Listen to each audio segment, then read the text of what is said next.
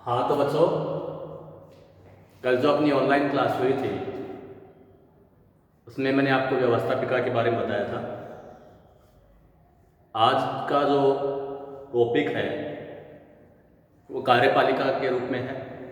तो आज हम आपको बताएंगे कार्यपालिका क्या है, कार्यपालिका का कितने प्रकार हैं, कार्यपालिका का चयन किस आधार से होता है, और भी बताएंगे इसके बारे में। तो कार्यपालिका शासन का वह भाग है जो व्यवस्थापिका द्वारा बनाए गए कानूनों का पालन करता है। कार्यपालिका शासन की वह धुरी है जिसके चारों ओर समस्त प्रशासनिक तंत्र घूमता है। गिलक्राइस्ट के शब्दों में कार्यपालिका सरकार का वह अंग है जो कानून में अभिव्यक्त जनता की इच्छा को क्रियान्वित करता है। गार्नर कहते हैं, व्यापक और सामूहिक अर्थ में कार्यपालिका विभाग के अंतर्गत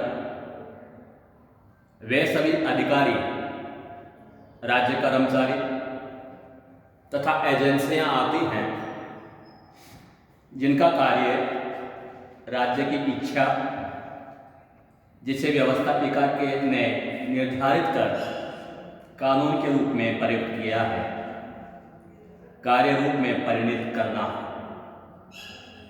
कार्यपालिका शब्द का दो अर्थ में प्रयोग किया जाता है,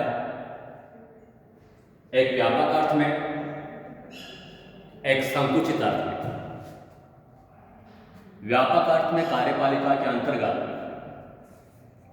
राज्य का कार्यकारी अध्यक्ष, प्रधानमंत्री और मंत्रिपरिषद तथा प्रशासनिक कर्मचारी शामिल किए जाते हैं। व्यापक अर्थ में कार्यपालिका के अंतर्गत वे सभी कार्यरत संस्थाएं या एजेंसियां आती हैं जिनका संबंध राज्य की इच्छा के कार्यान्वयन से है, जो विधि के रूप में निर्मित और व्यक्त की गई हैं। इस अर्थ में इस शब्द के अंतर्गत न केवल सरकार का सर्वोच्च अध्यक्ष आता है, बल्कि मंत्री गण और वे सभी अधीनस्थ एवं प्रशासनिक कर्मचारी आते हैं जिन्हें ब्रिटेन और अमेरिका में स्थायी सेवा कहा जाता है। संकुचित अर्थ में कार्यपालिका में वही व्यक्ति सम्मिलित है, नीति का निर्धारण करते हैं, योजना बनाते हैं और कानूनों का क्रियान्वयन करते हैं। इसे राजनीतिक कार्यपालिका कहते हैं। इस अर्थ में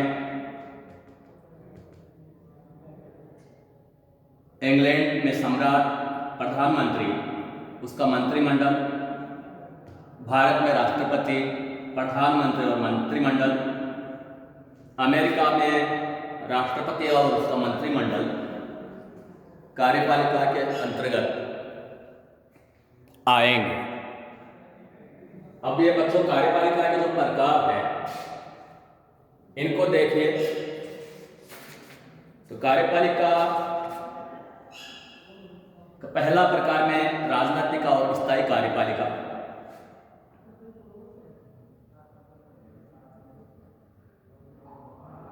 आजकल कार्यपालिका में जनता द्वारा निर्वाचित प्रतिनिधि और प्रशिक्षित स्थायी प्रशासक मिलकर काम करते हैं। राजनीतिक कार्यपालिका का कार्यकाल निर्वाचन पर निर्भर होता है, जबकि स्थायी कार्यकारी सरकारी सेवा में अवकाश ग्रहण करने की आयु तक रहते हैं। दूसरा है संवैधानिक एवं वास्तविक कार्यपालिका।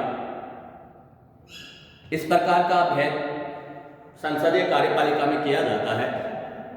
संसदीय शासन प्रणाली में किया जाता है कि यहाँ संसदात्मक जो शासन प्रणाली है उसमें राज्य के दो प्रधान होते हैं, एक औपचारिक होता है, दूसरा अनौपचारिक होता है। जो औपचारिक प्रधान होता है उसे संवैधानिक कार्यपालिका कहा जाता है। ऐसे औपचारिक प्रधान में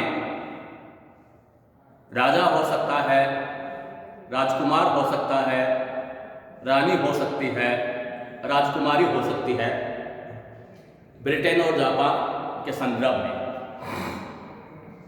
और भारत जैसे देश में राष्ट्रपति हो सकता है। जबकि जो वास्तविक कार्यपालिका है, संवैधानिक कार्यपालिका है, वह शासन या प्रभाव का प्रयोग करती है।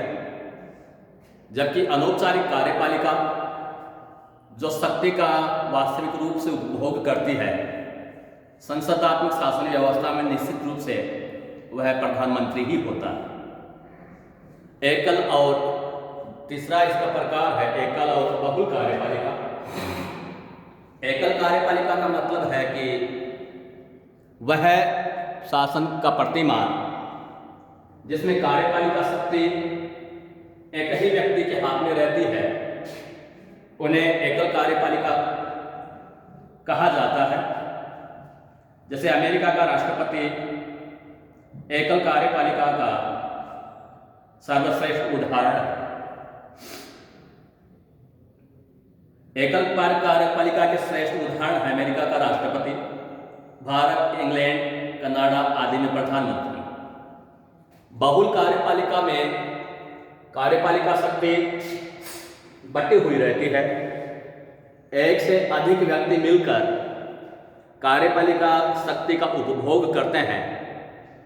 बहुल कार्यपालिका का सर्वश्रेष्ठ उदाहरण स्विट्जरलैंड की शासन व्यवस्था है। स्विट्जरलैंड में 7 व्यक्ति मिलकर कार्यपालिका संबंधी जो शक्ति है उसका यूज करते हैं। हर व्यक्ति एक वर्ष तक कार्यपालिका की शक्तियों का यूज करता है। इस प्रकार से स्विट्जरलैंड में बहुल कार्यपालिका देखने को मिलती है। फिर वंशानुगत और निर्वाचित कार्यपालिका। वंशानुगत और निर्वाचित कार्यपालिका में यदि राज्य का प्रमुख वंशानुक्रमण ढंग से सत्ता प्राप्त करता है तो उसे वंशानुगत कार्यकारी कहा जाएगा। प्राय राजतंत्र में वंशानुगत कार्यकारी होता है।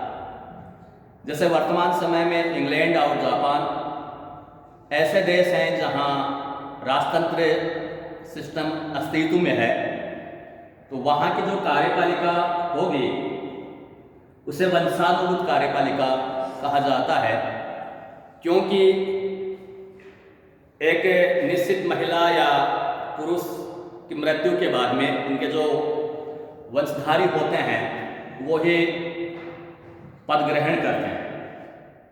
लोकतंत्र कार्यपालिका प्रत्यक्ष या परोक्ष ढंग से जनता द्वारा निर्वाचन किया जाता है। निर्वाचन का तरीका राज्य के संविधान और शासन प्रणाली पर निर्भर करता है।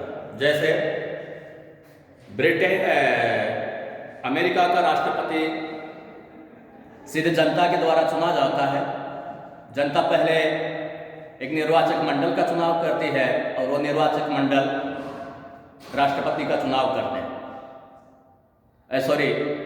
राष्ट्रपति का चुनाव करते हैं। भारत में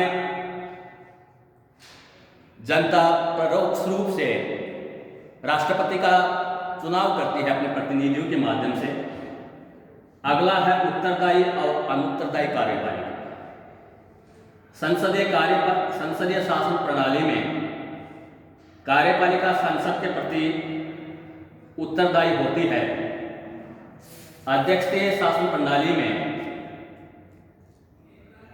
कार्यपालिका संसद के प्रति उत्तरदायी नहीं होती है और उसे अनुत्तरदायी कार्यपालिका कहा जाता है।